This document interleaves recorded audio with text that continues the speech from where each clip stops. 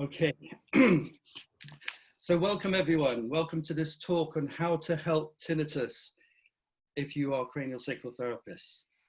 I have quite a long story with tinnitus. It's actually a bit of a life story. It started when I was 16 years old, and I was just working away at school, and suddenly this sound popped into my head. And I thought, what's that? And I just carried on working a bit. And then the sound kept on going. And basically, I just wandered around and I thought it was a school tannoy system. And I got up and I checked the gas ring and I thought, well, it's not coming from there either. And it wasn't very loud, so it didn't bother me very much. But for the next couple of weeks, I did what quite a lot of people with tinnitus do. I was just thinking, what is that noise? And I remember one day I was sitting in this really quiet place. I was a potter. I did lots of pottery at school, and it was very quiet there. And I suddenly realized that the sound was coming from inside my head. And it gave me a bit of a shock. And because I was bending over, and as I started to get into lifting up something heavy, the sound got a bit louder, and that's when I realized. So I went to see the school doctor, and it was actually the best doctor I ever saw. He said, look, don't worry about it. It's one of those things. It'll probably go away. And I thought, okay, fair enough. And it kind of just lingered on a bit. But unfortunately, I had quite a stressful time with my family, and in O-levels and A-levels, we had horrendous divorce proceedings and God knows what going on. And my tinnitus just got worse and worse. And I had a job teaching overseas, and I kept on seeing different doctors here and there. When I worked in Bologna, I had a particularly bad time with tinnitus, and I went to the doctor, and he said, "Oh, well, listen, it's just one of those things. Why don't you eat lots of pasta and olive oil? That'll probably make it better." And so I thought, hey, you know what? We're in Italy. That sounds like a good. So anyway, it carried on. Life has its normal stresses. I had ear infections and various things. And after about 17 or 18 years, it was pretty ferocious. And I was working for a while in a wine travel company. I was a wine guide. I used to take people on holidays overseas, and we had to go to wineries and restaurants. It was lovely. It was very interesting work, but very stressful. And my tinnitus went through the roof. It was really dreadful. And it got to this stage where I just couldn't work because it was deafening, and the sound was getting in the way of functioning. I couldn't hear the phone ring. I couldn't sleep. And yeah, just to the people who've joined us, if you can put yourselves onto mute, and then if you have any questions, unmute yourself, and please fire away. So after about 18 years, it was really bad. In the last 2 years of my tinnitus, it was extreme. I mean, I really didn't know how I was going to carry on, because I had like cicadas, hissing kettles, screeching cats. I had brass bands. I had roaring jet engines, and I had lots of different sounds at once. And it was incredibly invasive. And you know, I used to get up at 3 a.m. because I was just so fed up with trying to sleep, and I'd go for walks around the village, and it was dreadful. And the worst thing happened when I went to get help, because I saw an audiologist. My doctor said, there's nothing I can do to help you. Go and see an audiologist. He referred me to an ENT. I found out that I was moderately and severely deaf in my ears, and he said, well, listen, why don't you have a hearing aid? We'll organize hearing aids for you. but there's nothing we can do about tinnitus. So just learn to live with it. And that for me was just like a bombshell. And I know he wasn't meaning any harm, but I was just completely devastated because I was expecting to have help from my tinnitus. It is when I heard the message that there was nothing I could do, I remember I went out to my car and I sat in my car. It was in Guildford. And I remember thinking, I'm going to have to live with this for the rest of my life. And it was just like hell. It was like Chinese water torture. But to think that you're going to have that for the rest of your life, it was very overwhelming. So I actually went into a depression, and for 2 or 3 months, it was very, very difficult. And then a friend of my mother's came around and said, listen, why don't you try cranial sacral therapy? And I said, what the hell is that? That sounds weird. Cranial sacral what? She said, just go. I had it recently and it was incredibly relaxing. So I went along, and I remember lying down on the couch, and as the guy took up contact, I felt all this pressure releasing in my back. And I felt all these strange movements. And I remember exactly where he was. He had one hand behind my occiput and another hand here. And it was like he was tuning a radio knob. And the tinnitus started changing tune. It was really shocking. And I grabbed onto the side of the couch and, how are you doing that? How are you doing that? He said, just relax. You're doing really well.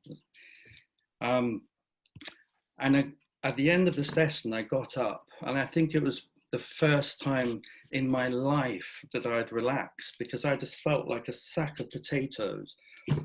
Oh, and I got up, and I felt like my feet going right down into the ground. And I said, that's extraordinary. How have you done this?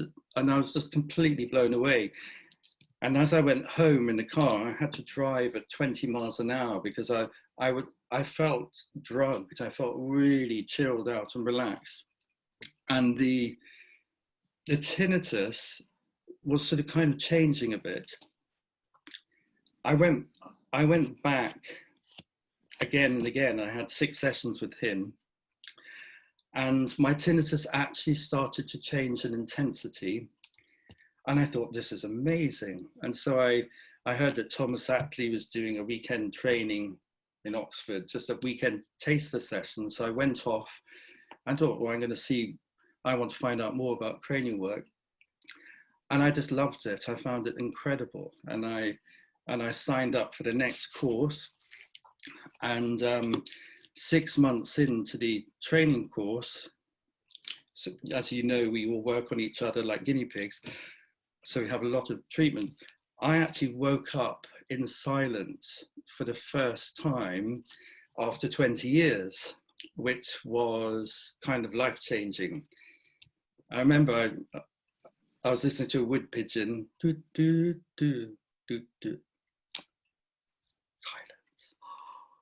Do, do, do. And I got up and I ran to the bottom of the garden, lovely summer's morning. I thought, right, I knew it. If I can get rid of my tinnitus, other people can. What I was told is not true. So I just became really enthusiastic and excited, and I carried on with the training, qualified. I set up a clinic as a student, and I advertised for tinnitus, and boom, I had loads of clients. And I have had a busy practice ever since. And when I qualified, I started working in the clinic in central London, and I wrote an article for the Standard, and it got published, and I literally had something like 150 new clients. I was full. I've just been inundated with clients, and I couldn't see everyone. I just had to. It was a real baptism of fire my first year as a therapist. But basically, my tinnitus came down to a really low level. I had some dietary issues because I had candidiasis of the blood. So when I went on a candida diet, it really brought it just knocked my tinnitus out completely.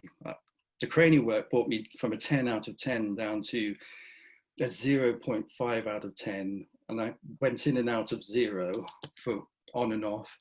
But when I got rid of this fungal infection in my blood system, since 2002, I have had a tinnitus-free life. It only comes back a tiny bit if I get a stinking cold or something major happens, or if I go to a loud concert, but then I go to bed and I wake up in the morning and it's gone.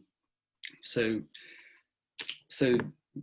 I know that tinnitus is a very changeable feast, and the cranial training, we had to study anatomy and physiology, and we had to learn about the fight or flight response. And all the pennies started dropping then when I started to understand that if we're faced with danger, we go into this very powerful survival response where all the focus goes up into our senses and out there. And if there's a lion over there, we need to see it, smell it, hear it, because it can save our lives. And I just suddenly realized that what tinnitus is hypersensitive hearing.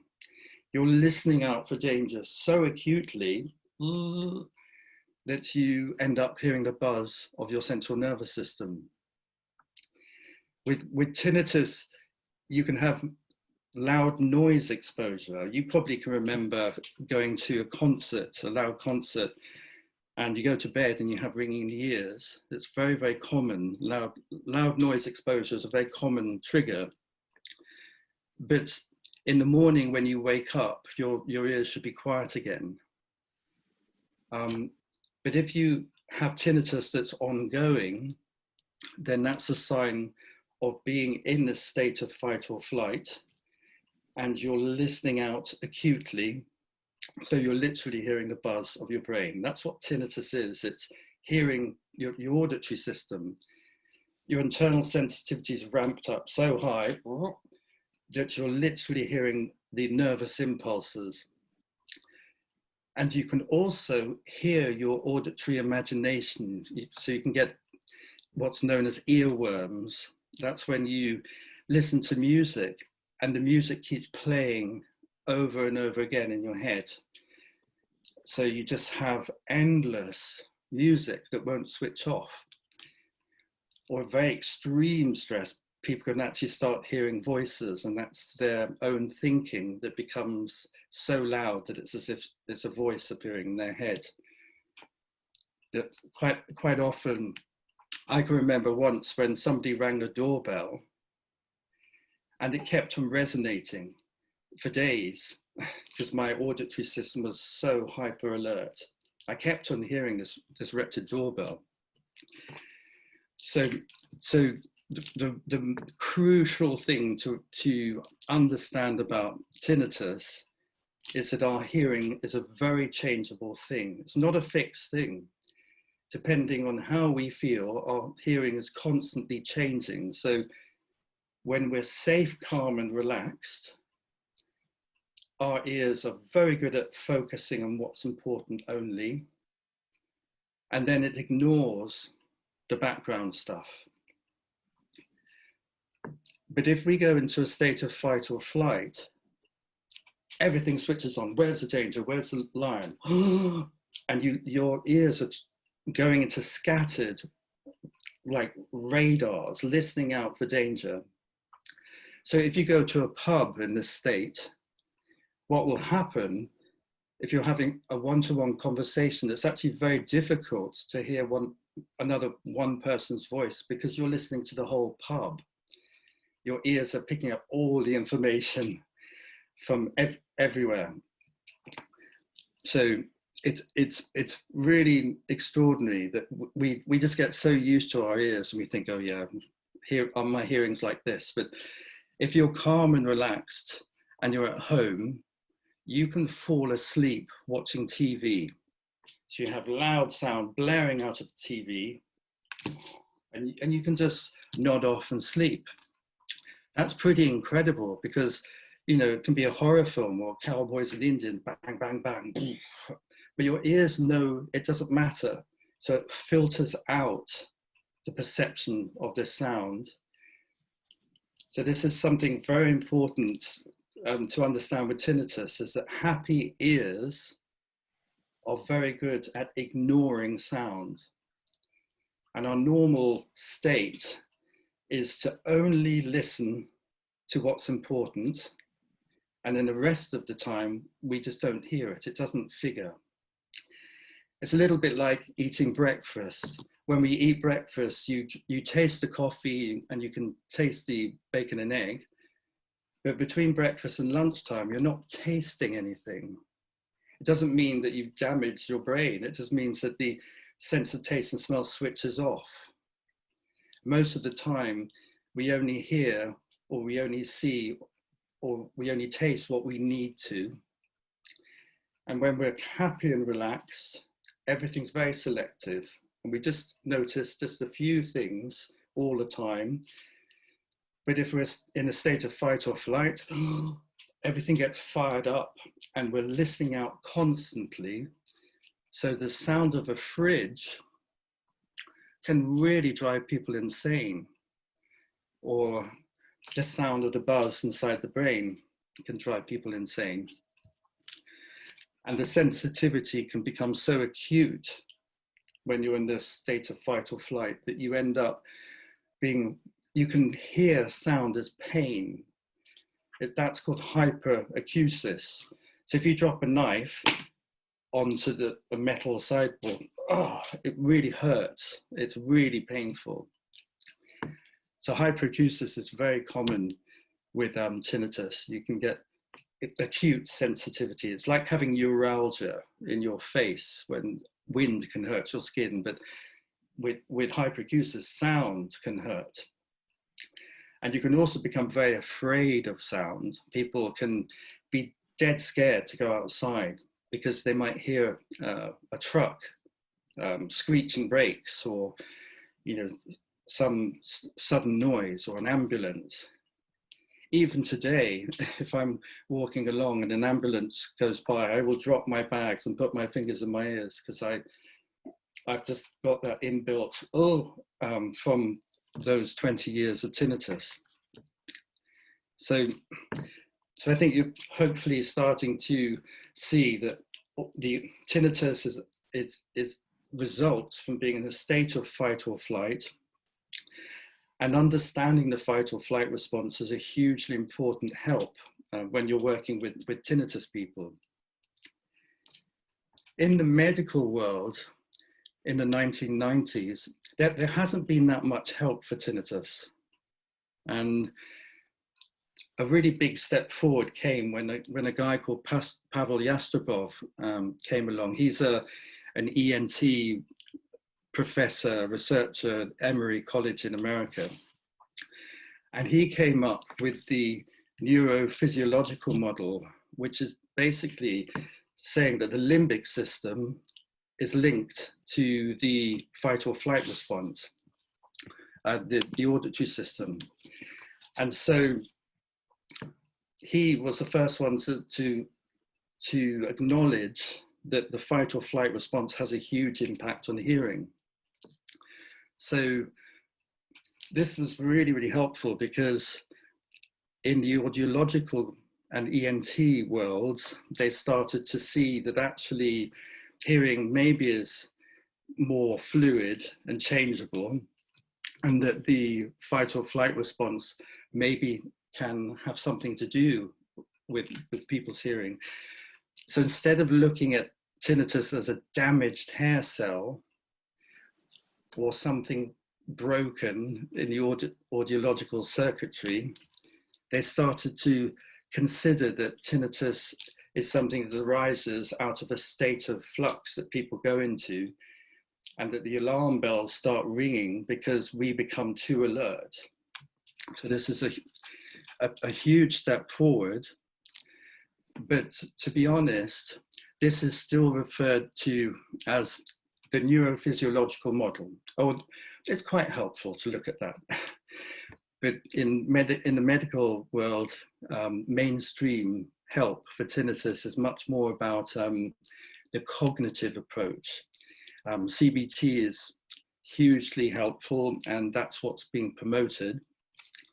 And so with cognitive behavioral therapy, you're meeting your fears and constantly meeting them again and again, and your fear threshold comes down more and more.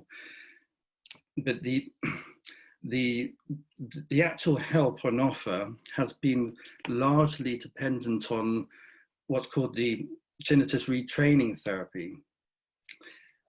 This is what came about from Pavel Yastrebov. What they do is they get a little masker and they put it onto your ear, which is like a hearing aid, but it puts a noise inside your ears. So if your tinnitus is like this, they put a to match it into your ears, and then they start to bring down the sound of the masker over a period of time. And the theory is that it helps your auditory system habituate to the sound of the masker, and gradually with time it comes down.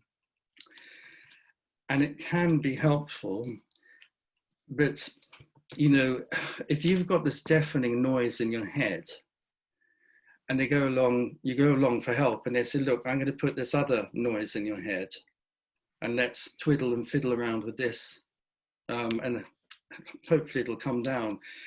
It's not that appealing, and it keeps people very, very focused on their hearing and on their tinnitus, and it's not very helpful. In my experience, it's much, much more helpful with tinnitus to get people to leave their hearing alone and to focus on calming and settling their nervous system and switching off and coming out of fight or flight.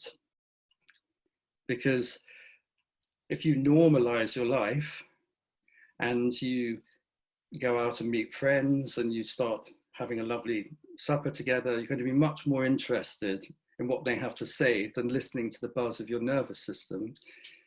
And your brain will naturally latch on to what they're talking about as more interesting, and that gets prioritized over the buzz of your tinnitus. So this is a really important factor. The two main things that help tinnitus, just to give you the global view, is firstly distraction. You want to take your mind off the tinnitus. You want to focus on other things. You want to leave your hearing alone. Distraction is hugely helpful. So all the body-based practices, getting stuck into work, meeting up with friends, having a powerful shower. You know, if you're in a real state of nerves and your tinnitus is driving you crazy, if you have a cold shower, that's going to really calm your nervous system down. That will dominate your experience, and it distracts you away from tinnitus. So distraction's one thing that's really, really helpful. But the second thing, which is far more important, is coming out of fight or flight and settling your nervous system. When you come back into a state of well-being, it's normal for your senses to calm down, switch off, and settle. If you get into a nice daily routine where you're feeling calm, grounded, and relaxed inside your skin bag, so to speak, you're just going to feel more at ease and at home, and your senses won't need to be listening out hyper-acutely anymore. So when the dangers has gone, hopefully you have a period of plain sailing in your life, and especially when you can settle back into a state of body-based well-being, it is really common for the senses to reset themselves and for tinnitus to calm right down. So the cranial work, the reason why it was the thing that helped my tinnitus more than anything else was because I experienced safety for the first time ever. I experienced holding, and I just melted on the couch, and I felt everything just settling and switching off. And as you know, cranial contact, you can drop people into very deep states of calm and stillness.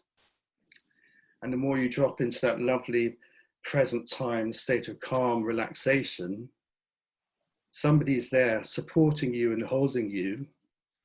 They're not an enemy, they're there to help you. Therefore, you can switch off, and all the buzzy tension, tightness, and holding in the body can really ease back and switch off. So I actually went to a talk with a colleague of mine, Simon Baker. He's also a specialist in tinnitus. He's a cranial sacral therapist. We went to a masterclass in January, in the days before the virus. It seems like a very long time ago now. And this was a masterclass of the top people, tinnitus teachers, teaching ENT audiologists. And we kind of sneaked in under the radar as cranial sacral therapists. I don't think they'd ever had a cranial sacral therapist there before. And all the presentations were brilliantly well done, amazing statistics, millions of pieces of data coming in, the best, most amazing analysis. It was really spectacular. But Simon and I kind of looked at each other at the end of the day and felt a bit depressed because it was very flat. And they were talking about habituation, which is when you get used to tinnitus and you stop reacting to it and you kind of get on with your life and it gets a little bit better. Yeah, you can get on better with it. But we kind of looked at each other and we said, but what about getting better? You know, where are the good results? And I was a little bit defensive.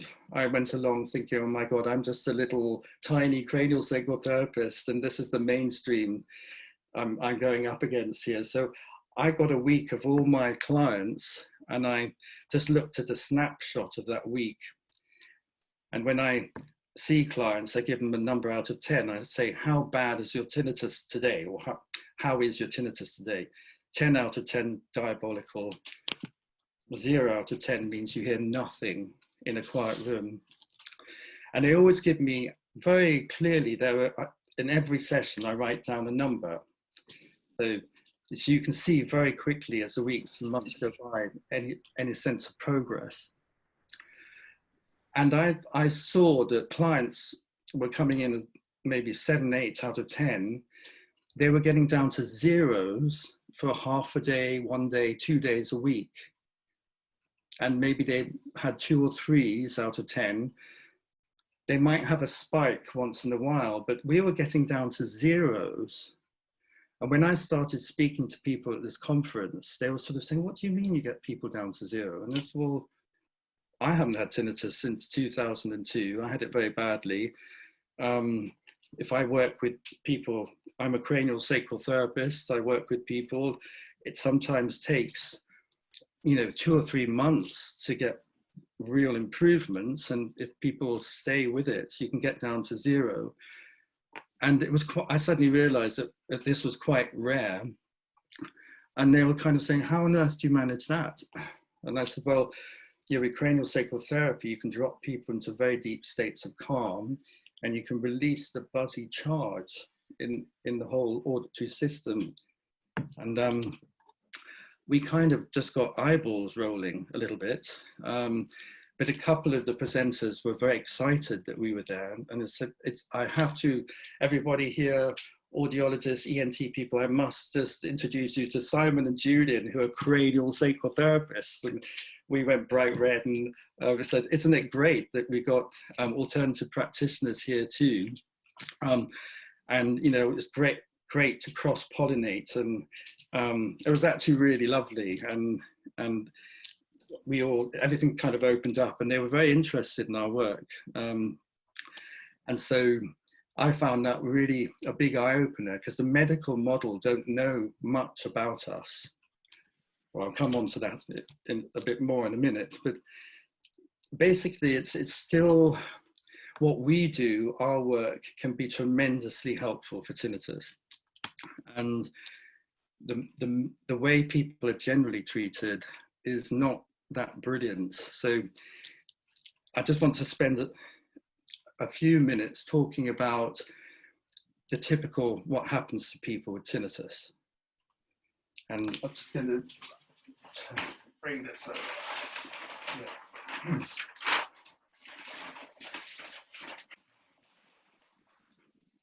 You will see this. I sent you notes, so hopefully you've got copies there. There's lots of resources in the notes that hopefully you'll find useful afterwards. But I very small, unfortunately. On here. Yes. Well, this will just be an aid memoir for me. You've got your notes for afterwards, so I can explain. Oh, okay. Yeah. Okay. Sorry. Yeah. That's fine. My printer won't let me print mine off. I'm trying to get it to connect. I have been for 20 minutes, but okay. And I couldn't take a photo because my password won't let me in on my iPhone for the first time in years. Don't worry, you can refer to this after. I had a quick look. Yeah. Oh, sorry. Just before I go into this, any immediate questions? Julian, yeah. Can you just sort of sit to one side for a minute so I can see the full board clearly? Sure, is that better? Thank you. Okay. Yeah, so what happens with most people at the moment is, like me, they go to doctors, they get referred to ENT and audiologists. The audiologists give people a hearing test. Most times, their hearing is fine. Sometimes when people have auditory loss, they can be given hearing aids, and hearing aids can be helpful with tinnitus. If you're listening out for danger acutely, you're straining to hear, that can push your sensitivity up so you hear your own internal buzz. So for some people, if you put a hearing aid in, they no longer need to strain to hear, and so the auditory system can relax, and so the internal sensitivity can come down. So hearing aids can be helpful in part, but most people with tinnitus have good hearing, but they're listening out far too acutely. And then they go to the ENT, and the ENT often says, well, there's nothing I can do, but do you want an MRI scan? And so people go off and have an MRI scan. They get pushed into this noisy machine, which is a bit claustrophobic. It's pretty horrible having an MRI scan. And the noise is really disturbing. And if somebody's in a state of acute hypersensitive hearing, it really is awful. You know, it can be quite traumatic, because when you're in this sensitized state, the whole world sounds 3 times louder than normal. So if you get onto the underground in London, I can remember I could not stand the sound. It was deafening, and I had to sit like this. And whereas today, my whole system settled right down again. So tube trains sound fine. But most people, when they're going through the acute phase of tinnitus, will be in that really raw, hypersensitive, screeching, unbearable state. So to go into an MRI scan is not brilliant. And then, but it does rule out on rare occasions, people can have an acoustic neuroma, which is a little benign growth along the auditory nerve. In most cases, it's really nothing to worry about. They develop very slowly. You can have operations. It sounds much worse than it is, but it's good to have an MRI scan. If you have sudden hearing loss, that's often a telltale sign that there might be a growth on the nerve, and it's useful to know. But for most people, MRI scans are really challenging and quite often make symptoms worse. So when you hear this is what I call a no cure model. Sorry, Celia, you have a question? Yes, sorry, Gillian. You know how people sometimes, and a lot these days, are wearing headphones. Would that have made a difference for you in that context? Yeah, because headphones are very intense.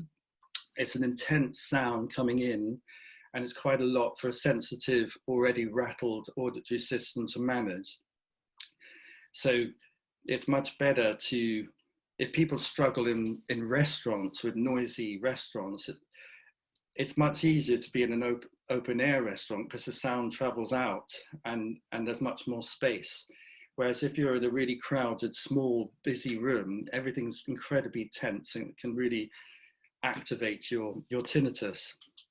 I sort of meant those sound reducers, you know, like Asperger's people like to use, rather than having music coming in or something. If you wear noise reducing earphones, as long as it makes you feel comfortable and safe, it's good for you. You know, it's all about helping you feel safe and comfortable. Some people would put that on and feel muffled and uncomfortable because actually hearing the world keeps you safe. You need to know what's going on around you. But with this, the no cure model, when you're told that there's nothing you can do, this is what happens to most people in Britain, all over the world. Sorry, there's nothing you can do about it. Learn to live with it.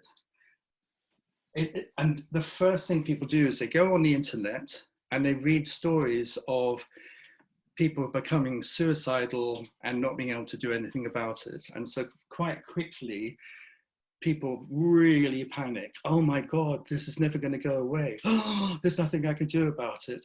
And that puts their adrenaline through the roof, which means that an adrenal stress-related symptoms it really can spike up massively. So what often happens is you go and see a doctor for help.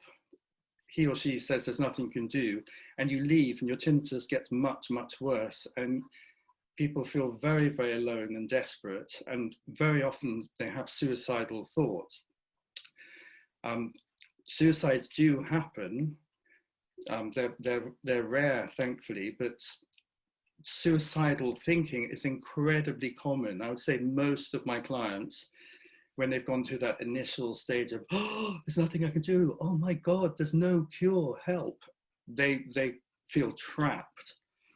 And they have the negative messages coming off the internet, health practitioners saying there's no cure. And all this puts their tinnitus up and quite quickly makes them freeze and feel trapped. And the senses, the tinnitus just goes through the roof. You know, I experienced this, and it's very frightening. It's horrendous because you really don't think there's any way out. It's that sense of feeling trapped is awful. If you join tinnitus groups, for example, there's a very, very well-known one, Tinnitus Talk, set up by two really great guys with the best intentions in the world. It's very, very popular. People join these forums, and in these forums, you have clumps of people who are stuck in fear. And I call them moaning and groaning groups, because the people there they haven't got better, they haven't got much help. And what happens is you get this really negative energy there. It turns into like negative bullying. And they will say things like, oh, you can't get better. Oh, stop reading all that nonsense. There isn't a cure. Stop dashing your hopes on the rocks. You know, it's really, really negative. And there are a lot of people out there selling snake oil and quick fixes. And it's really difficult because people are desperate and they will pay a lot of money for crap, and which is a total waste of time. So people can get very desperate and into a very dark place, actually. So once you go into this freeze response and you feel that sense of dread and trapped, the whole mindset gets very fixed, and it really feels like there's no way out. And so people can have nervous breakdowns, they dissociate, they space out, you know, they go through depersonalization. You know, it's really acute stress. It's horrendous. It can be horrendous. And one of the main things that drives that is a sense of hopelessness, no information, no help. And, but, you know, just to step in with this, it's a pretty dark place here. I've been in there myself. Some really helpful facts are that 1 in 5 people get tinnitus. It's incredibly common, but only a tiny percentage, up to 3% of the tinnitus population, only a tiny percentage of them develop it into an ongoing syndrome. That means the vast majority get better. This is what people should be saying. If you go on the internet, you only see the stuck people who are struggling. So it gives a very skewed view of things. And the clumps of moaning and groaning groups keep people stuck in this fearful, no way out mindset. So moving on to more positive stuff. One of the most helpful things for tinnitus, people who are going through the hell of tinnitus, is to hear positive stories about other people getting better. This is all on your notes, which you can find. So, positive stories. I've made a complete recovery, and I've worked with over 1,000 people now over the last 20 years. And, you know, they've done really well. And they've started to talk openly about how they've got better. When you start hearing other people getting better and positive tinnitus stories, Julian got better, Tom, Sue, they got better. Gosh, that gives people a bit of hope and curiosity, and they think, oh, I wonder how they did it. And they start to see that you get support. You go and see an audiologist and you sort out any hearing issues you get. You start getting therapy to help calm and settle and soothe your nervous system. And you start understanding that this is not a permanent thing. Tinnitus is a temporary stress-related condition. That's such an important sentence. Tinnitus is a temporary stress-related condition. So you've got to de-stress and settle. Tinnitus people are notoriously heady, anxious, in the head, hyper-focused on the auditory system. And so body work is a huge shift for them. I think I would say the way out of tinnitus is this way. Out of the head into a calm, relaxed body. And I always insist when I take on clients, I say you must have weekly cranial sacral therapy or body work if they can't get cranial sacral therapy. And please learn a calming, soothing body practice like yoga, Tai Chi, Pilates, floating in water, stretching. I always ask people, what do you do to switch off and relax? You need to be doing this on a regular basis. Because people come with expectations. How long will it be before I get better? Well, I say, well, we're going to have at least 6 sessions once a week. And I'd like you to learn yoga or Tai Chi or something similar, something you can really love that helps you. You just need to get into that relaxed, comfortable body state, because that switches the alarm bells off. So regular hands-on and body practice. And the cognitive stuff, which learning about how tinnitus works, it really makes a massive difference. Once they understand what's going on, it makes it helps them settle and they no longer feel trapped, and they can see a way out of it. They can see a way forward. So with positive stories and understanding, they can come out of this fight or flight response using calming body stuff, yoga, Tai Chi, cranial sacral therapy. I do think cranial sacral therapy is one of the best things. And that brings the adrenaline levels down, the fear comes down, and the activation, that buzzy charge, that really smooths down, it calms down. And there's some other small pieces like diet. It's very good to not have too much salt. Salt is a problem with tinnitus. If I have lots of cheese and bread and olives, very salty food, it's one of the few things that brings my tinnitus back. It only comes back at a very low level, and I know it'll go away again. But it's very helpful to know that salt's a bit of a problem. And if you have far too much alcohol, coffee, tea, sugar, stimulants, that can push into tinnitus. 10 cups of coffee a day really makes you very alert and fired up. But if you have 1 cup of coffee a day, it's probably no problem at all. So providing information about tinnitus can be really, really helpful.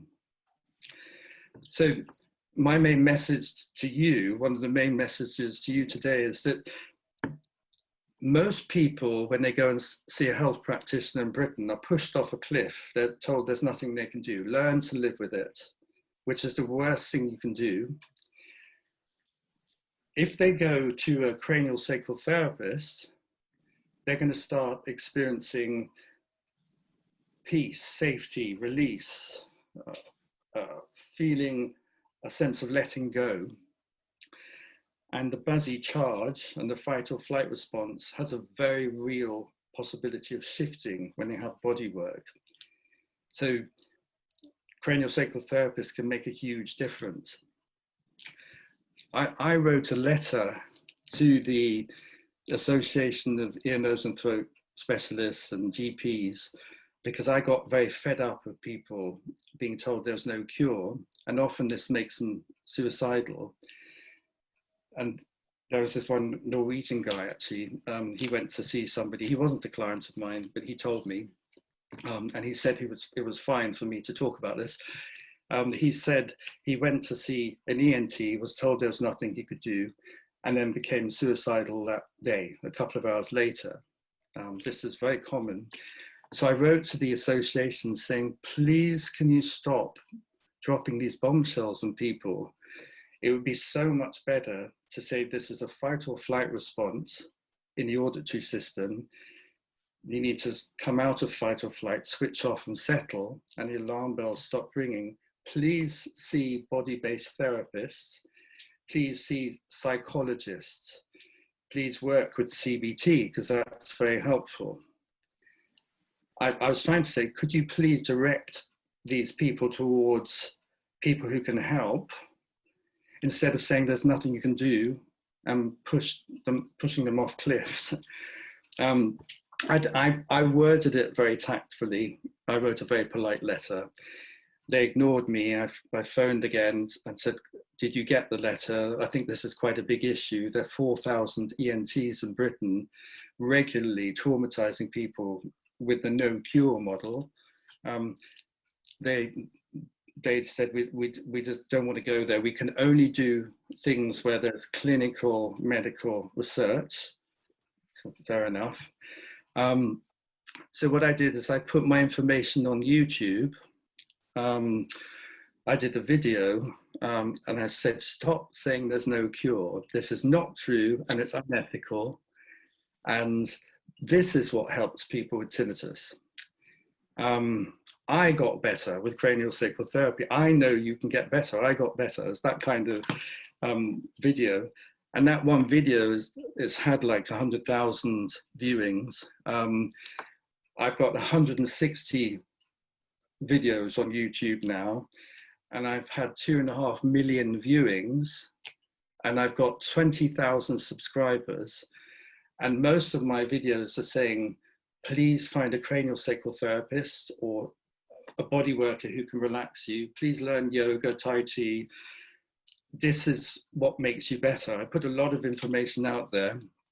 And so the Ear, Nose and Throat Association can't really ignore me anymore because I've got quite well known in the world of tinnitus. So it's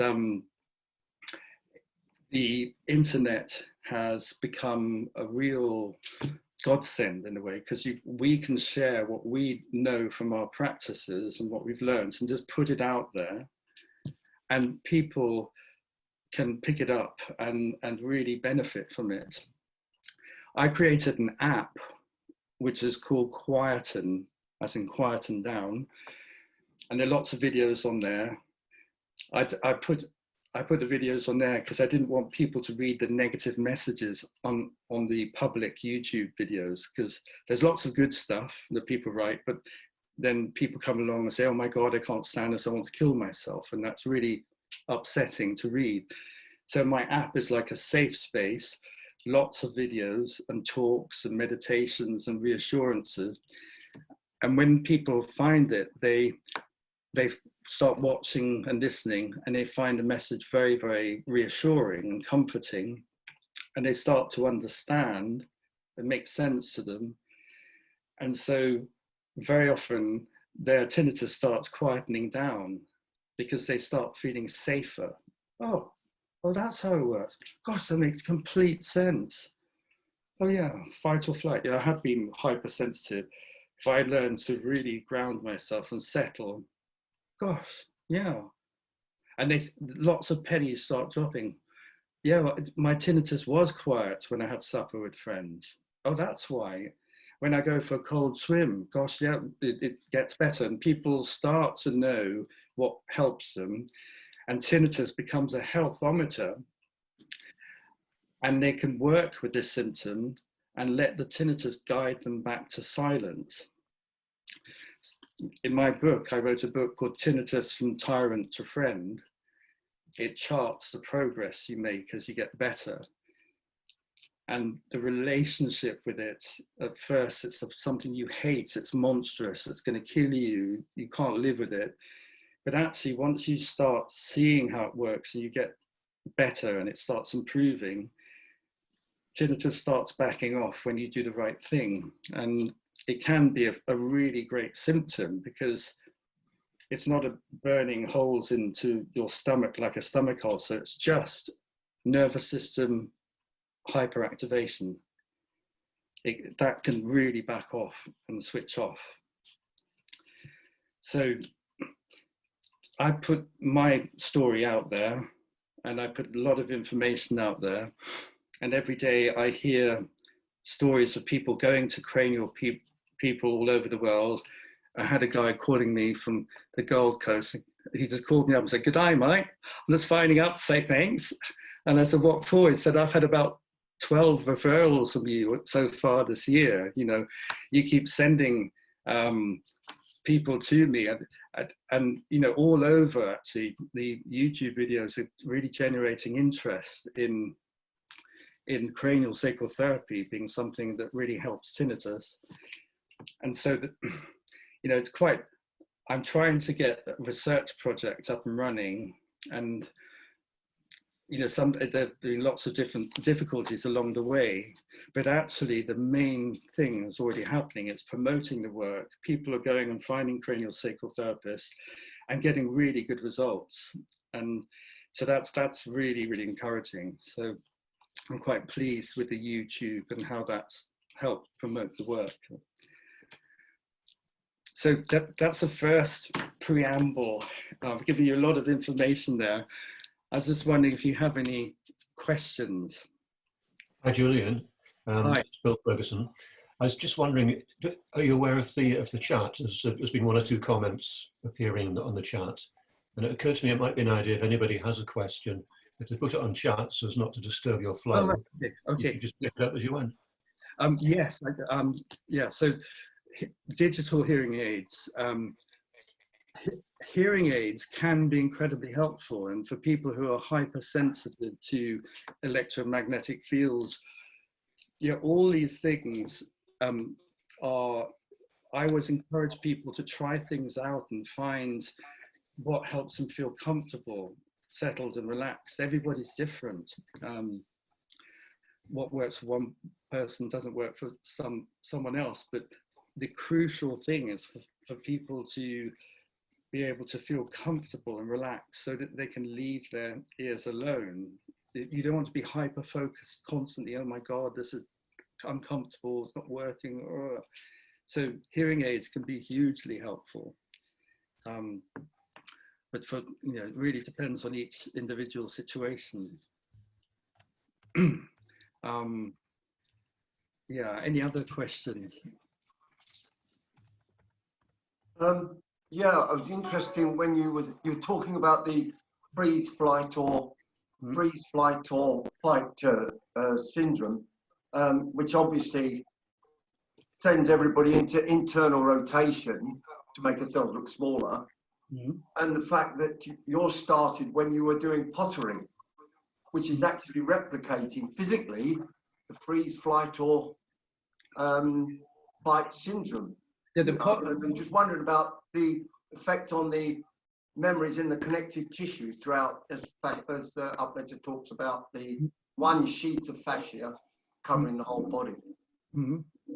Yeah, I mean, the pottery, I was a school, I did lots of pottery, so it was quite a quiet place. And with silence, it's very difficult to, sometimes for tinnitus people, silence can be really activating because you really notice your tinnitus. That's where I first noticed. Now, I'm thinking more in terms of the posture that you had at that time to do this pottery. Yeah, when you strain your neck and shoulders and jaw, that can change the sound of tinnitus. So if you put structural pressure on top of an already stressed out system, then that can activate tinnitus. So for example, if you push your jaw, you can actually change the sound of tinnitus, or push your head or crane your neck or jut your jaw out. That's a really common one. This is because the little muscles that are attached to the auditory ossicles, they actually are hugely linked into audiology and tinnitus. So for example, if you yell, what will happen is that your auditory system will slam on the brakes. So the stapedius muscle will literally lock the stapes against the cochlea, the oval window of the cochlea, lock it into place. And the malleolus, with the tensor tympani muscle on the eardrum, will just lock it down so that your auditory system is protected from the loudness of your voice. It's amazing, really, that our auditory system is so sensitive that if we're going to yell, it slams on the brakes to stop too much vibration going into the cochlea and damaging it. So it's that sensitive. And so if you have tension in your chewing muscles, a lot of tinnitus people do, a lot of bruxism, a lot of teeth grinding, a lot of tension here, and there's frequently tons of tightness around the cranial base. Tinnitus people tend to be like that. So if you're in that frozen state, your system's overwhelmed, highly sensitive, and then you bend and stretch, or you put structural tension in on top of your already overwhelmed nervous system, it can change the sound quite readily. So the freeze response, your body is already sort of shutting down, it's tight, mind spacing out, but hypersensitive. So frequently with tinnitus, the body, when in a horrendous phase of tinnitus, you know, tiny little interactions can cause reactions with tinnitus. I was thinking more in terms generally of the flexor mechanism in the body being tight. Yes, well, that's really common with the whole syndrome, if you like, tight body, hypersensitive, hyper alert system. That's why, you know, all forms of body work, relaxation techniques, freeing up, it's just so helpful. So. You mentioned about when you tune into the sound of the central nervous system making noises. Could you expand on that a little bit? Any research as to the noise that the central nervous system makes as it gets on with life? I don't.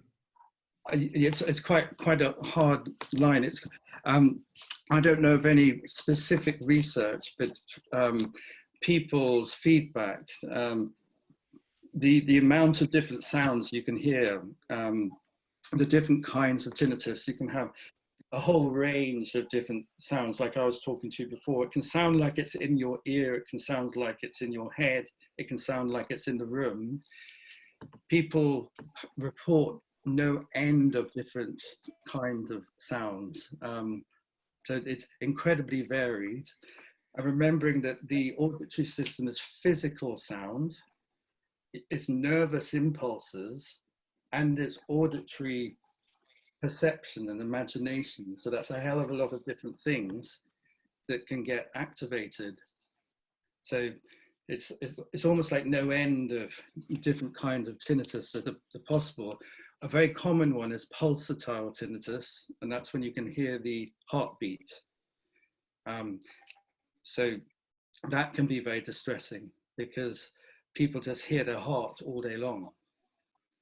And because they think it's a very physical thing, they think that it can't get better. But actually, the bottom line with all of these things is when your nervous system feels safe, when you come back into homeostasis, the brain stem actually filters out the perception of sound. So there are actually inhibitors in the central nervous system that will go, no, not important. So you can fall asleep watching the television, but if somebody said, Graham, you'll wake up. You can ignore really loud noise and sleep like a baby, but your name is important. I understand all that. That's no problem. I was just wondering if there's any sort of research as to the sensitivity of noise that the brain makes as a functioning sort of computer, as it were. There's not much. I sort of thought that was something you might have implied. There's not much. I mean, there's a guy in the States called Joseph Rauschecker who's been doing a lot of work into the nuclei in the basal ganglia, and he's trying to really isolate, like the nucleus accumbens is one of the main seats in the brain for tinnitus. And there is some research.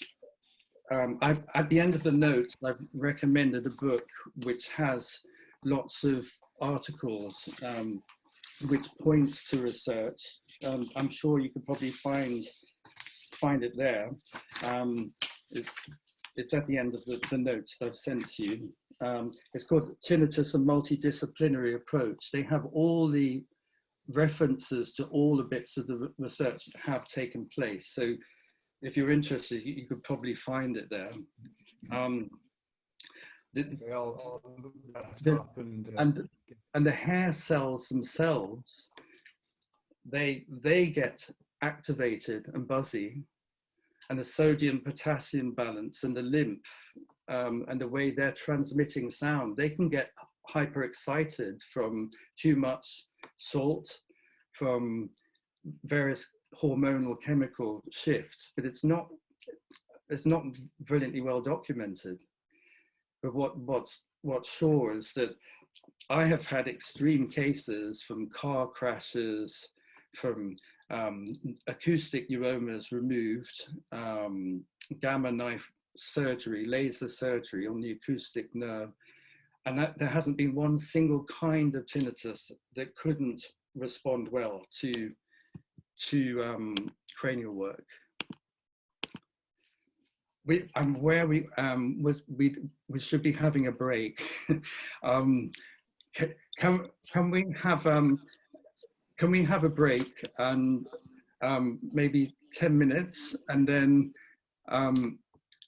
and keep putting your questions on the chat feed, because I couldn't hear you, Graham, very well. So put it in the chat, and I'll try and respond to it. So if we just have a break for 10 minutes, is that okay? Yes, yes, thank you, Julian. Thank you. See you in 10 minutes. Yeah. Okay. Okay. Thank you. It's, by the way, it's Carol here. Hi, nice to meet I'm with you. Rosemary Allen, so her name will come up. Yeah. But lovely to meet you, and I hope everybody's managed to join.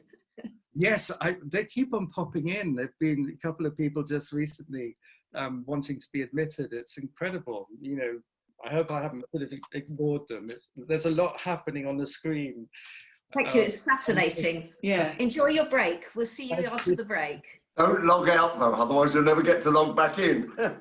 I won't. I sent you a copy of an article I had published in the American Tinnitus Association. I emailed this to you.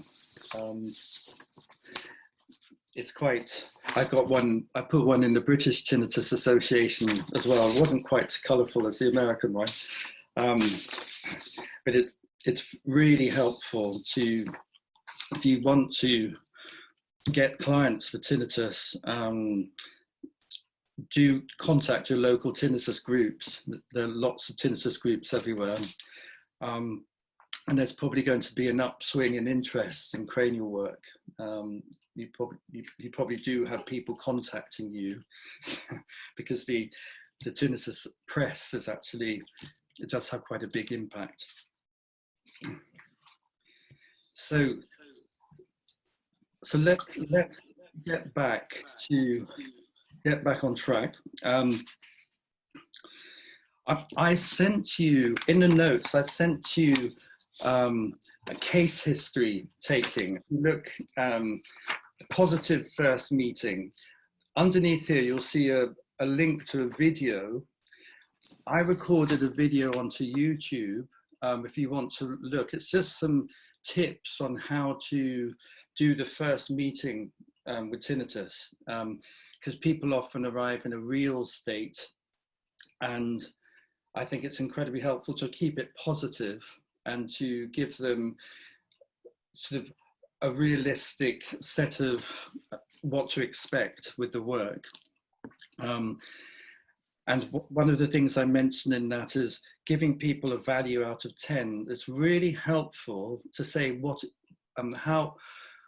how is your tinnitus today out of 10? How bad was it? And how good has it got to you? So I get people to evaluate their tinnitus, and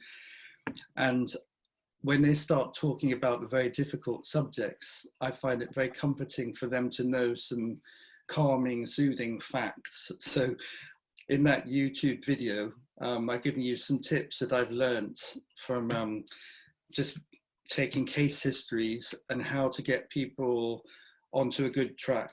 And I really get them to enlist, I enlist their sense of responsibility. I say, I can help you so much, but you really need to self-soothe. Most tinnitus people can't self-soothe. And so please learn yoga, Tai Chi, please do the practices. I teach people how to massage the face and do lots of yawning. Yawning, for example, when you have a really good yawn, you can hear your ear purring, which is the little auditory muscles wiggling the cochlea and the eardrum. It's the natural way of de-stressing the ear, nose and throat system, a yawn. Yawning's amazing. So the purring is the wiggling auditory muscles, and the popping is the eustachian tube opening and closing. And if you yawn for long enough, your eyes tear up and your nose moistens and your mouth salivates. This is parasympathetic. This is de-stressing. So I teach my clients, I say every time tinnitus pisses you off, have a really good yawn. I want you to yawn as much as possible until the back of your throat opens. And please give yourself a facial massage. So you rub your eyes, kind of this kind of thing, pulling down the side of the head, face and jaw. And I sometimes go into quite a lot of detail with facial massages, because what they will do is they'll interrupt the tinnitus instead of freaking out about it and going up into, oh my God, there's nothing I can do about it. Yawning and massaging is an instant calmer and soother. And if they do this 10 times a day, it becomes a habit that's incredibly good for them. And it's such a strong stimulation and it's such a noise. They're hearing their own voice and it's very parasympathetic. So little and often, this is actually a really good practice. And when the tinnitus comes down to maybe a 1 out of 10, a yawn can switch it off. So watch that video on how to take case histories. You might find some things interesting there. I just want to talk about the holds, the actual work, the nitty gritty. There's certain things that help more than anything. I, of course, want to get good results. The clients want the tinnitus to stop. And, you know, we all want this. So what I found to be the most useful is the ear pull technique. So what I do is with the client lying on the couch, their head's in front of me, I take up contact with 2 fingers above and below the ears, and I feel into the temporal bone. And I just, as a way of saying hello and contacting the system, and I probably spend maybe 5 minutes just waiting for the whole region to soften, just to open up into contact. And from that place, this is normally after half an hour. I start off with sacrum, legs, opening everything up. And then I move, once people have settled, I move into the main area, which is this area. And I pretty much every session, I take up contact here. And then with the ear pull technique, I don't know, forgive me if you don't know, this is how it was called in my training. It's taking up contact with the outer ear and focusing on the tentorium, focusing on all the auditory structures which are between your hand contact. For years, I tried to feel all the audiological structures, but then I've started getting much better results when I sat back and I held a wide field of awareness. I was feeling the whole system. It's like Franklin Sills really inspired me when he said it's like standing, looking to the sea. The waves are all coming towards you. Just let all the information come towards you. I really love that. And my hands are contacting through the ears across the system. I know all the auditory stuff is happening between my hands. Sorry if that sounds very low key and non-technical.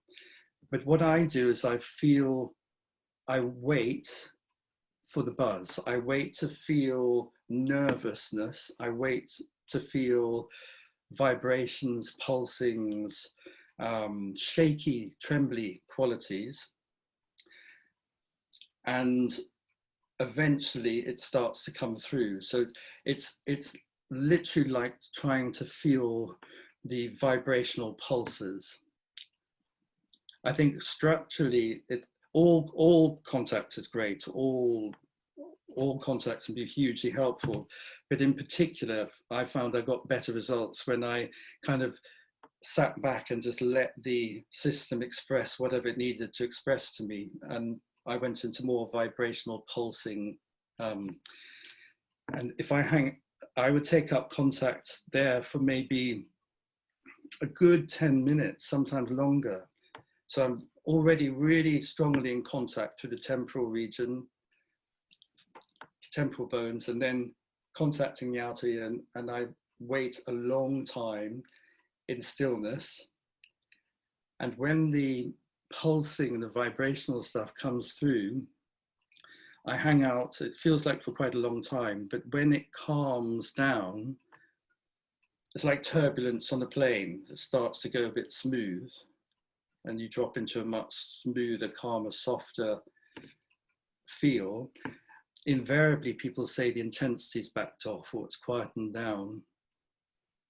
So it does help to know the structures, where they are between the hands, and then sitting back and just letting the information come through. I find that possibly the most helpful. That's the handhold and approach that has yielded the best results for me. Does anybody have any questions about that or any responses?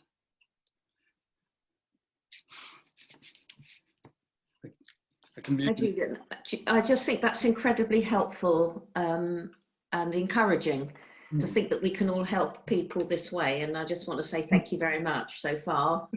Yeah, you know, cranial work, I think, is out of all the body therapies, I think it really is the one that helps the most. Thank you. The next contact is facial contact. So if the client's lying in front of me and the head and body is stretching away, having my thumb on the forehead, fingers on the maxilla area, on the cheekbone, maxilla area, and then the little finger on the mandible, you can have that lovely right the way across the face from frontal to mandible. And in particular, you know, this area around the eyes and, you know, cheekbone area, I find that contact, for some reason, if I spend 5 or 10 minutes frequently, there's a huge release in tension and stress, and the tinnitus responds to that. It's the facial and the jaw area. I think because it's the facial nerve and the trigeminal nerve, that it's the same neural pathways. You know, it just, the way I explain this is, if you think of tinnitus as irritability in the auditory system, if you bring the irritability down in the facial mandibular area, the facial nerve and trigeminal area, the overall irritability comes down. When you have that lovely sense of easing, spaciousness, comfort, often tinnitus responds to facial contacts. The jaw is crucial. You know, cradling the jaw, just holding the jaw, cradling it. People find that so comforting. And I would say 9 out of 10 patients with tinnitus have tight, tense jaws. And so just not manipulating, going in and holding space, so it starts going into that jumpy, twitchy releasing, and hugely helpful. Often when I'm cradling the jaw, the tinnitus people say, gosh, that sounds like it's really quietening down. All of these contacts, people often say, gosh, my tinnitus is quietening down. So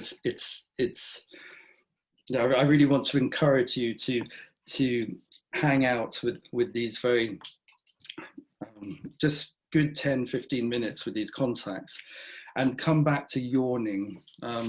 I've only brought yawning in the last couple of years, but I get people to yawn and give themselves facials often.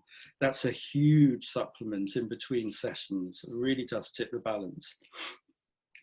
So those are the ear pull, facial contacts. And then, you know, it's almost you could probably predict it, the suboccipital release. You know, tinnitus people are locked inside their heads. They live up here. It's intense. And the whole senses are going bananas. It's intense. It's like tinnitus is a big fish in a small pond. They're locked up here. So if you can unlock and get them into, instead of running on a short fuse, they run on a long fuse. I find that suboccipital release is very, very comforting, and people often say they just feel themselves melting and the intensity of tinnitus calms down. So I think this is a very common contact that most practitioners have in every session. It really does help. And then the last one, this is only a recent discovery, but for some reason, if you put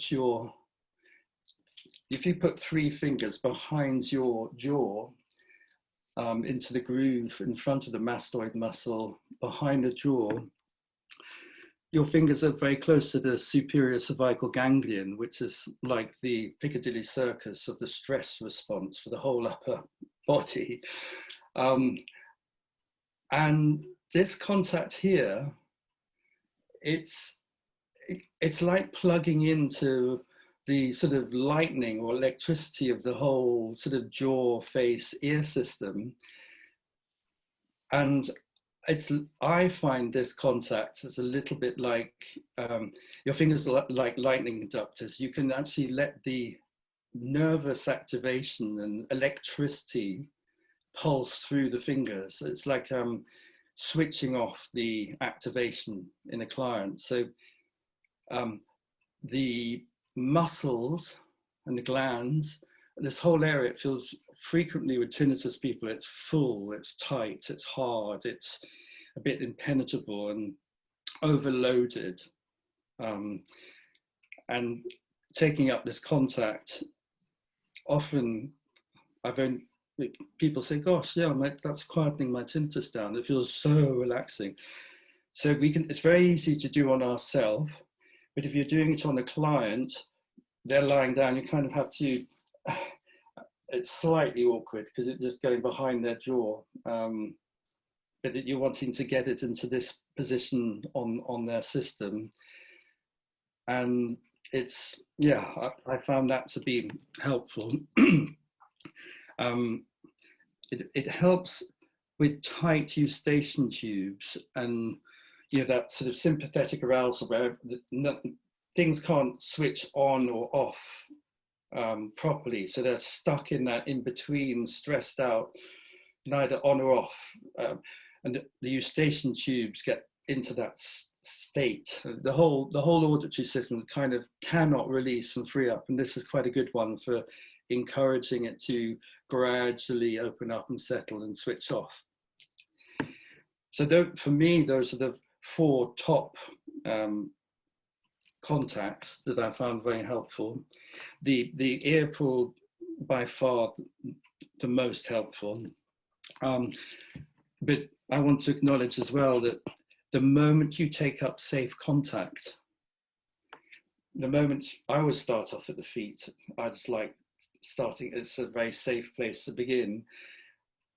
And once their system senses the kind of contact that you're giving and they start sensing safety and they start switching off, tinnitus can change at any moment from then on.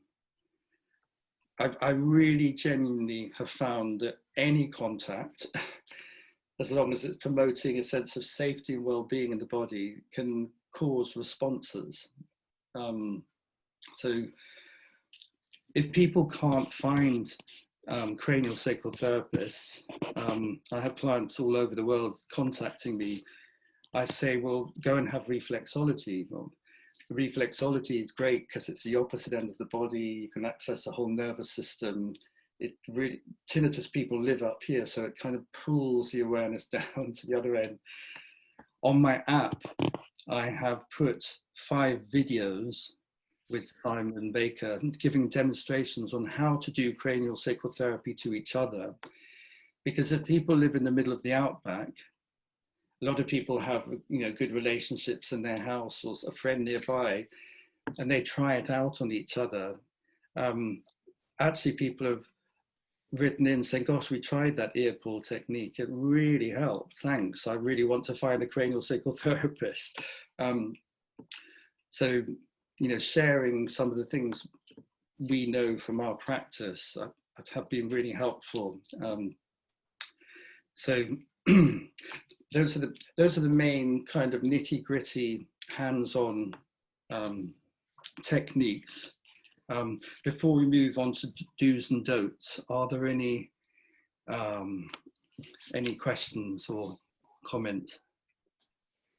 Can I suggest about how to free off the temporal bones? There's a technique I find really useful in getting the temporal bones working. If a patient's laying on their back, putting the thumbs on the zygomatic arch and with an intention to actually make the zygomates move away from each other, at the same time as putting an opposite pressure with the first finger onto the maxilla, encouraging that to move sort of, as a patient's point, sort of forwards and downwards. So you're kind of almost doing a spring action with the two fingers. If you hold that for just a minute or two, it almost instantaneously allows the temporal bones to expand away from each other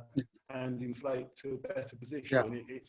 It's almost happens within seconds. I don't know if Brilliant. you've ever tried that technique. Yeah, I mean that sounds brilliant. So did you get any of that? Yes, yeah. I mean, your voice is it's really hard. It's really hard to hear your voice. Yeah, sorry, your voice is coming through like a Dalek a bit. But if you any manipulations or movements that free up the temporal bone. Yes, my way of working with cranial work. Oh, so maybe just how I sound. Yeah. Okay. All right. Well. Could you write your questions? Easier in the fleshy sort of things rather than by Zoom. Yeah, it's really hard to hear, Graham. I'm sorry. So please, if you write your questions on the chat. I'll give it a go. I'll try and write. It's very muffled. Sorry about that. Okay. I will do it. Okay. Just a couple of do's and don'ts. You know, I've learned the hard way hundreds and hundreds of times over. The one thing that please never do with tinnitus people is talk about suicide or horror stories. The number of clients who said, oh, I went to see a cranial sacral therapist and she's got tinnitus. And they're sort of like almost going like that. And if you have tinnitus, probably best, I mean, I'm not encouraging you to lie, but you don't want to sort of say, oh, I've had tinnitus for 100 years, because that'll freak them out. Please be really careful with incendiary, scary information. This is all about coming back to safety. And it is a bit scary for practitioners when people are saying, God, I want to kill myself. I can't stand it, I can't stand it. So when people do that, I say, look, I've got better. I know you can get better. I've worked with hundreds of people who've got better. We need to get you to feel safe.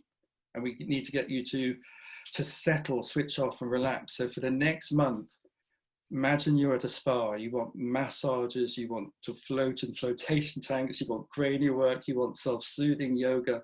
We really need to get you to find what works for you to settle you down. So I hear it. I hear it maybe once properly, But if it keeps coming back, I quickly turn it into, look, what are we going to do about this?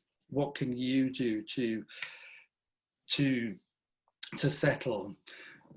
It's very important when people start talking about this I always have their, I take their GP's details, and if they are talking about suicide and they're planning it, you think they have real concerns, then it's very important for you to say, can I contact your GP on your behalf?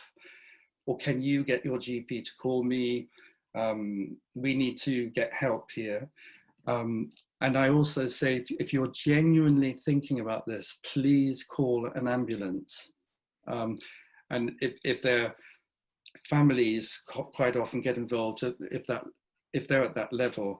And I said, please don't mess about, call an ambulance. I need to speak to your doctor. I can't work with you unless we have things in place. You need to have the medical support behind you. And when I say that, it's with some people, that they're just terrified and they're in a real state. But if you have a sense that there's a real risk, you have to take action. You have to contact on their behalf. And I say, I can't work with you unless I speak to your doctor and they know about this. It's just, we have a duty of care. And so when you take the phone call, when you speak to people at the beginning, you need to assess what the risk is. And most people are just at the end of their tether, and they're thinking about it. Most people say, I don't know how I'm going to carry on with this. I'm not going to kill myself, but I just cannot imagine how I'm going to live with this. And that's the most common way people present. And if people say that, then I'm fine. I can work with that. But if they're saying, God, I've been thinking about how to do it, then alarm bells. Doctor, I'm not working with you unless we need medical support and backup. It's just, it doesn't happen.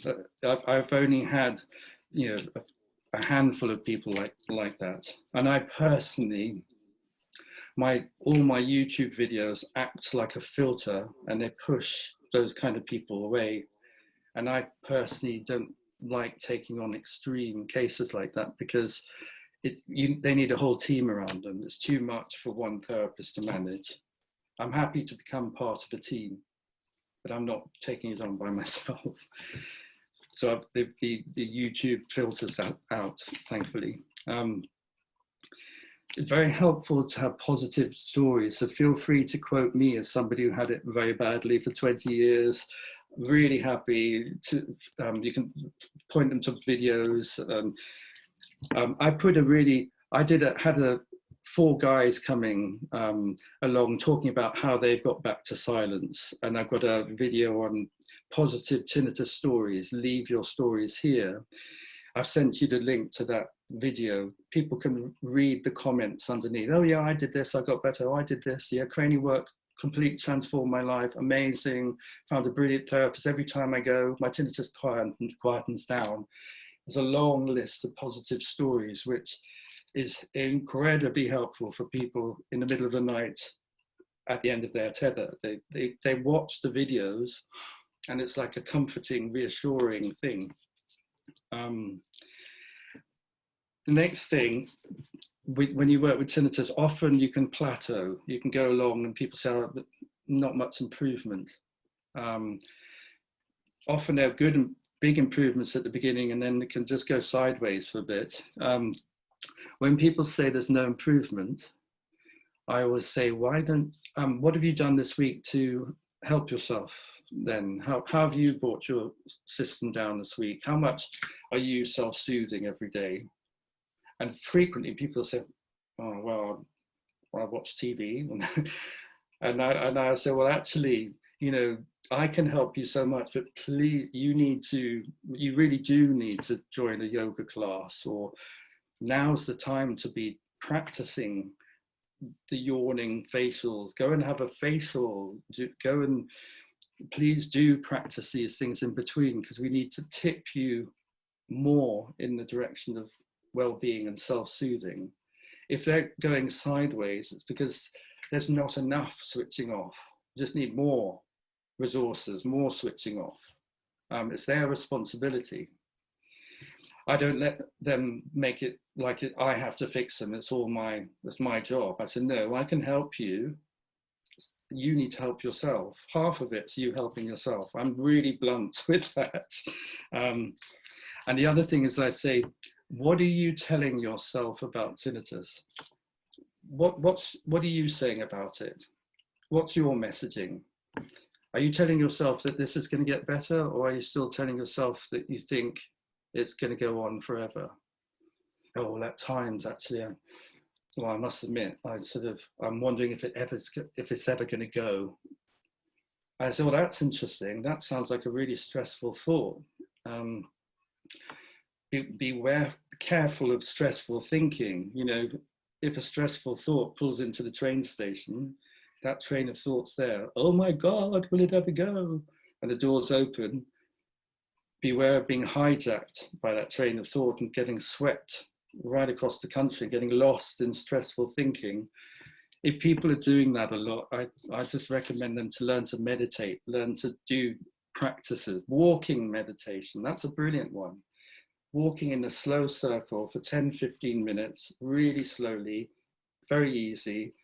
With the slow movement, they have to it's like a balancing act, and they really feel their feet and legs, and that kind of calms them down instead of the blah, blah, blah, the theatre, the drama in the head.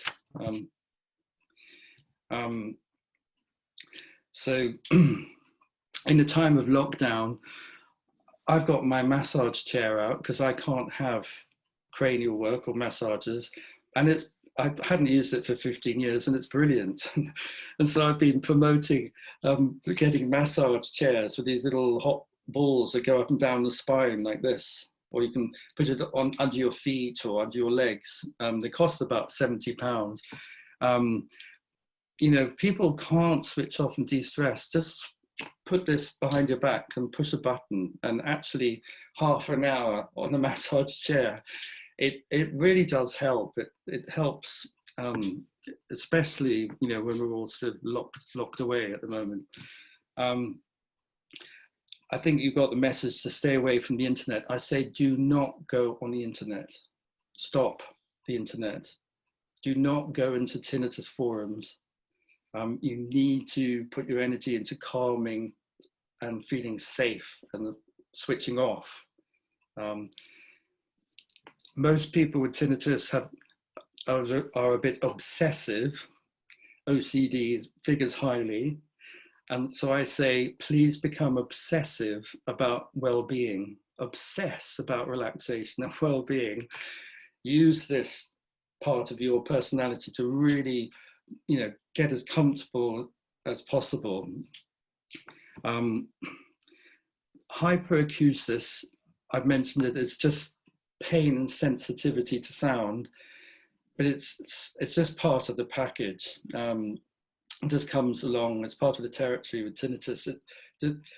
Treated in the same way as tinnitus. You know, cranially, it's exactly the same. You're still feeling the hypersensitivity and reactivity with your hands. Meniere's disease is a horrible name. Meniere's disease is tinnitus and dizziness. Once again, unless they have a vestibular virus or they have labyrinthitis that makes them feel dizzy, you know, you do get conditions that create dizziness. Most people with tinnitus, when they're very overwhelmed, get dizzy and spaced out. This is a classic fight or flight freeze response. The body numbs down, the mind spaces out, and people really can go into a spin, and a stress response triggers dizziness. I find the dizziness goes really quickly with cranial work. I find normally 2 or 3 sessions and the dizziness settles right down. The hyperacusis goes quite quickly, you know. the sensitivity and pain eases off, and tinnitus tends to ease off. So I recommend sort of giving, I would say, let's start with 6 sessions once a week and see where that takes us to. And that's normally enough for them to experience a significant improvement. And then I really get them to work on themselves as well, because that then really tips the balance. So, yeah, there's a couple of other videos. I did a video, tips for cranial sacral therapists, which is here too. That's an older video. Some of that might be useful for you. I wrote a book called Tinnitus from Tyrant to Friend. This is a self-help book. It's quite short, it's very positive and very practical. That's a really good book to recommend. I don't recommend my other book called The Long Tide to Silence. People kept saying, I want to hear your story, you write your story. So I wrote my own story. I don't recommend that one for tinnitus people because it's my grueling horror story, basically. I went to hell and back. And, you know, I describe tinnitus in all its glory. That book is not good, you know, because people will read it and think, oh my God, that's awful. Because my tinnitus was really extremely bad. So if somebody's got moderate tinnitus and they read that, they'll probably get freaked out. So Tinnitus from Tyrant to Friend is a self-help book. That's a good one. It's just very practical. And then there's the Quieten app, which is, a lot of people spend time on their phones and they like just being able to put on a reassuring video, and they can kind of, I had a comment this morning, gosh, your videos just sent me to sleep. I'm sleeping again. I find your voice really reassuring. I have got better, so I'm a massive placebo effect. The positive stories, all the people that talk about getting better have a really beneficial effect. Other people feel less afraid, they feel inspired, and they think, well, if he can do it, I can do it. And so positive stories really are hugely helpful. So really, but coming towards the end, what I want to say is that you guys can do a massive amount to help. You are all grounded, body-based practitioners. You have the depth of sensitivity. You know how to work deeply with people, and this is colossally helpful for heady, stressed out people. I really encourage you to go for it and to work in and just help release. With the research, I've got really frustrated with trying to get the right research documents and research fellow. Things keep on falling through, but the evidence is pouring through on YouTube, which is great. And what I would like to do is just to start getting people to send in their positive stories and to build up. There's a tinnitus health inventory, the tinnitus health questionnaire, the TFT. I can't remember what it stands for. 100 questions. You can just see very clearly how bad your tinnitus is. And I want people to fill that out. And then after 6 sessions of cranial work, just fill it out again and send in. I just want to, at some stage, I just want to think, well, rather than waiting for research money or protocols or fellows, let's just build up a bank of evidence. And the YouTube and people's feedback is providing that evidence. So, you know, I'm so pleased that the YouTube, it's just saying, look, cranial work works. We don't need double-blind, double-back medical research fellows to prove this. You know, people get better. Cranial work helps tinnitus get better, and that's good enough. That's my attitude. And it's out there. It's clear for people to see. So So yeah, I hope that's helped inspire you to take on more tinnitus people. Do you have any questions? I just want, Julian, this is Carol again, for anybody who doesn't know me. Just to say thank you very much for your presentation. I think it's been amazing. I'm here with Rosemary and we're both very, very impressed. And what's so lovely is I was concerned that we wouldn't be able to understand the the practical side, because we're not in a workshop setting as we normally would be, and that we would have been hoping to be with you. But we've come away, you know, we're going away with so many tips and helpful advice, and it's been brilliant. So thank you very much. And I'm sure everybody will agree that it's been an amazing presentation, and lovely that it's backed up with videos and YouTube help and books. And it's just, you know, been a fantastic morning. Thank you. Yeah, thank you very much. Thank you. Well, an absolute pleasure. And if you have any questions or any worries, you know, feel free to email me, and hopefully you can put people onto the video, knowing that the videos will probably calm them down and help them understand why cranial works. So Absolutely, thank you. Brilliant, thank you so much. I did put a question in the chat box, and I'm a bit intrigued by this, because when I was on another program for something online, I came across this American cranial therapist of 35 years who is actually doing it at a distance since lockdown and is helping other colleagues to do it. And I wondered what your take is on that, because I'm sort of going, woo.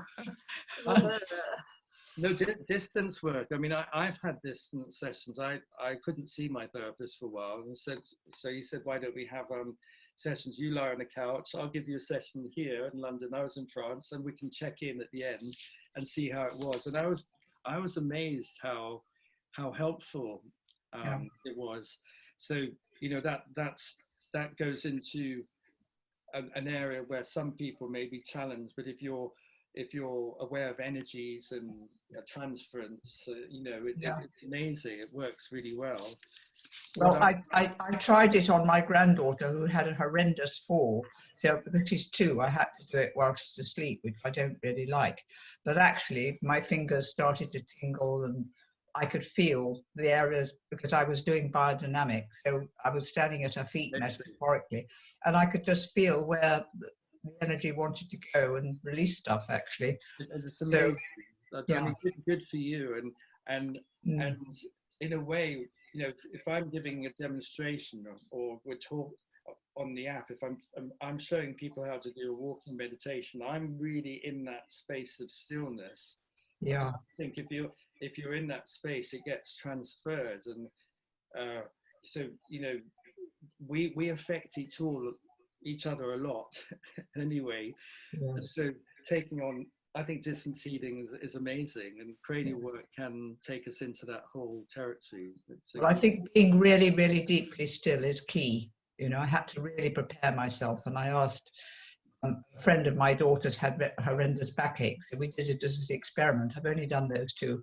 But I asked her to get on a metaphorical couch and relax for 15, 20 minutes before we even started, having taken a case sheet. And that helped. She had an initial aggravation for 2 days, which is not uncommon.